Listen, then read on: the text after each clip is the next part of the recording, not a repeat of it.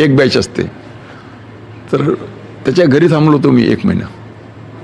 त्याच्या घरचं जेवण खाल्लं होतं मी 1 महिनाभर होतो. नंतर मला क्वार्टर मिळाला, तिथे शिफ्ट झालो. तर मित्रच होतो. म्हणजे परसेप्शन तयार करतात. पण साळसकर साहेब गेल्यानंतर काय वाटलं तुम्हाला? वाईट तर वाटणारच, कारण तुमचे मित्र होते ते. हो. मी त्यावेळी इथे होतो देहरादूनला. तिथून फ्लाईट घेऊन आलो होतो त्याच्या अंत्येष्टीला. ओके. आणि घरी गेलो होतो. आईला वगैरे भेटलो होतो. वाईट झालं पण. अरे ऑफकोर्स. एक म्हणजे एवढा धाडसी ऑफिसर मरायला नको होता. तुम्ही म्हणता ते बरोबर आहे, पण एक प्रश्न नेहमी मनात येतो की एन्काउंटर स्पेशलिस्टवरनं खूप सारं राजकारण झालं. जर एन्काउंटर स्पेशलिस्ट नसते, पाठीवळून कशी असते? गव्हर्नमेंटची पॉलिसी असते.